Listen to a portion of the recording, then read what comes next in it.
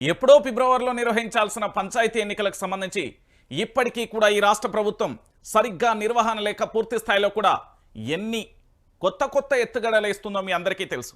ఒక మంత్రిని అడిగితే 15 రోజులలో నోటిఫికేషన్ లేదు తూచ్ 15 రోజులలో కాదు త్వరలో. ఇంకో మంత్రిని అడిగితే ఖచ్చితంగా కూడా ఈ నెలలో నోటిఫికేషన్ వచ్చే ఛాన్స్. మరొకసారి ఆ పార్టీకి సంబంధించిన అధ్యక్షుడు ఏమంటారు? తెలంగాణ రాష్ట్ర వ్యాప్తంగా జరుగుతున్న పరిణామాలలో వాళ్ళు చెప్పేదేంటి? పార్టీ నిర్ణయం తీసుకుంటుంది, ప్రభుత్వానికి సంబంధించిన వేరే శాఖలకు సంబంధించిన మంత్రులు ఎవరు కూడా స్పందించొద్దు అంటారు. ఇక ఇంకో మంత్రిని అడిగితే హైకోర్టులో ఉంది, ఆ కేసు విచారణ తర్వాత చేద్దామంటారు. ఇంకో మంత్రిని అడిగితే రిజర్వేషన్ల ప్రక్రియ ఉంది, రిజర్వేషన్ల ప్రక్రియ పూర్తయిన తర్వాత మాట్లాడదామంటారు. సో మొత్తానికి ఫైనల్గా ఇక్కడ జరిగే చర్చ ఒకటే.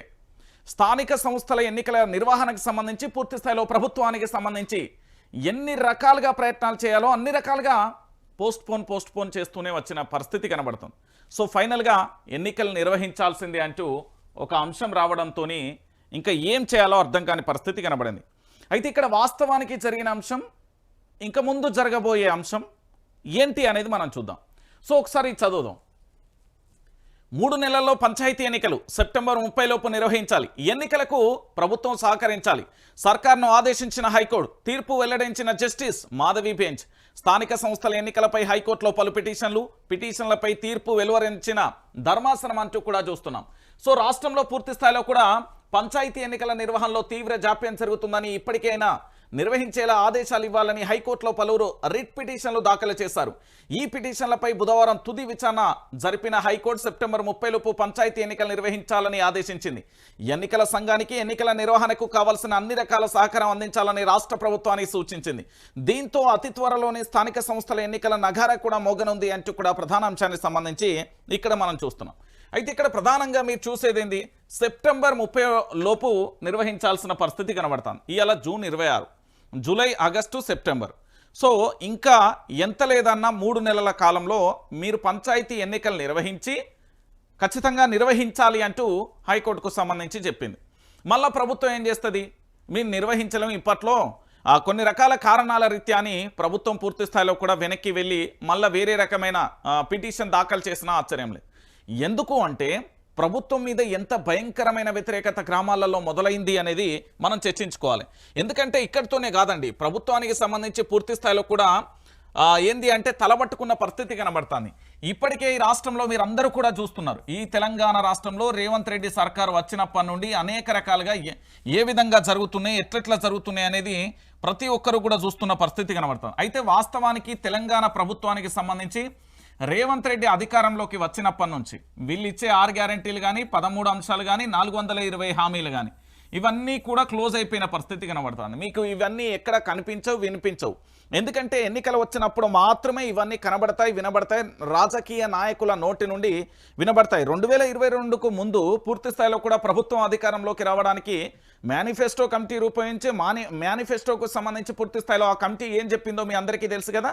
వాళ్ళు ఏదైతే వాళ్ళ పెన్నుతోని, వాళ్ళ ఆలోచనలతోని వాళ్ళు పొందుపరిచిన మేనిఫెస్టోను కూడా అమలు చేయలేని పరిస్థితి కనబడింది.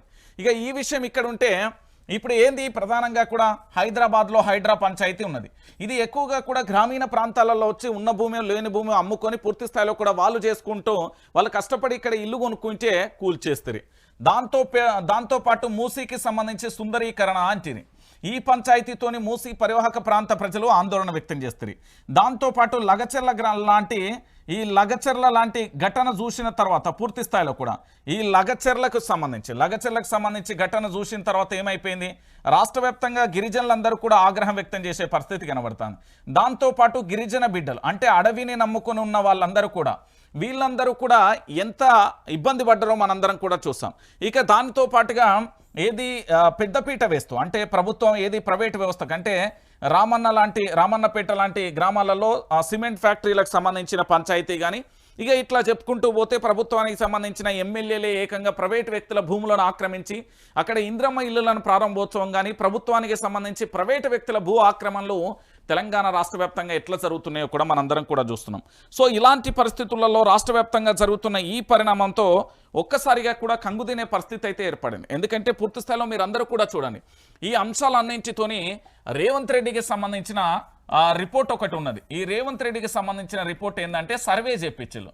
వీళ్ళ వ్యక్తిగత సర్వేలు ఉన్నాయి, దాంతోపాటు ప్రైవేట్ ఏజెన్సీలు కూడా ఉన్నాయి.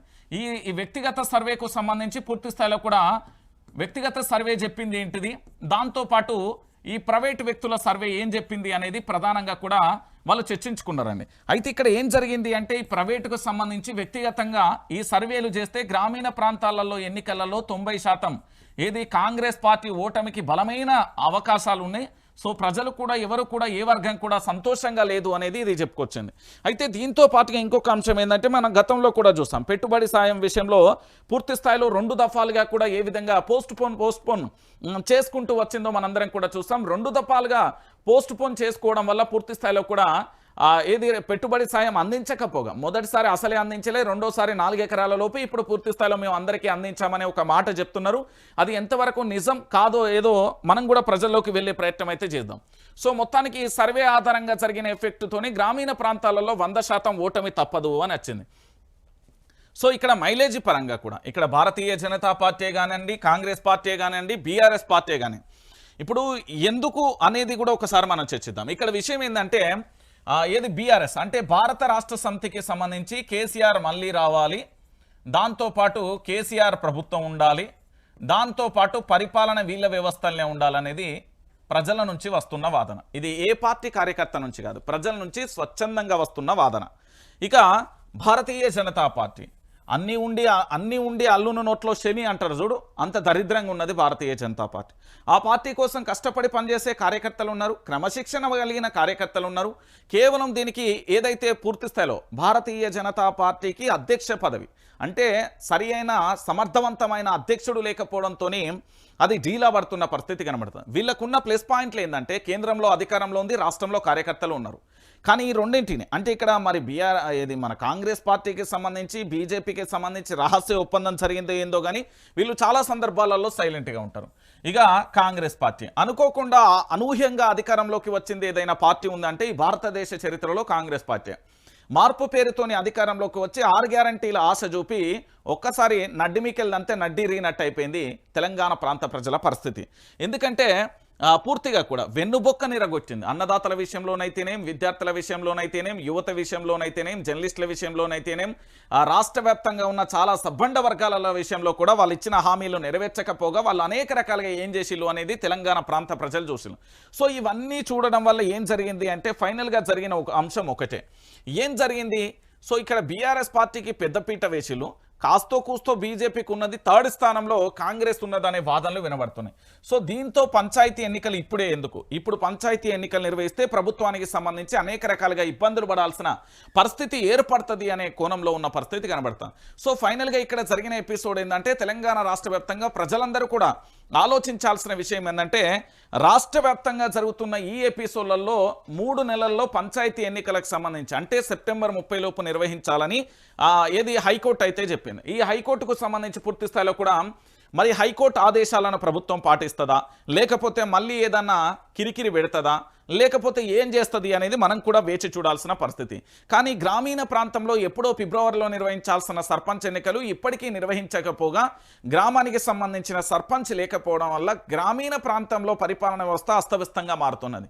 ఎందుకంటే అక్కడ ఉండే అధికారులకు సంబంధించి ఇష్టాగోష్ఠిగా ఏదో అక్కడ ఉండే ప్రైవేట్ కంపెనీలకు సంబంధించి కావచ్చు, ఆ గ్రామీణ పరిధిలో ఏవైతే అధికారులు ఉంటారో వాళ్ళందరూ పర్మిషన్లు ఇచ్చి ఆ గ్రామాలే కూడా ముప్పుకు వాటిల్లే పరిస్థితి అయితే ఏర్పడ్డ పరిస్థితి కనబడుతుంది. సో మొత్తానికి ఇది ఏమైతుంది అనేది మనం కూడా వేచి చూడాలి.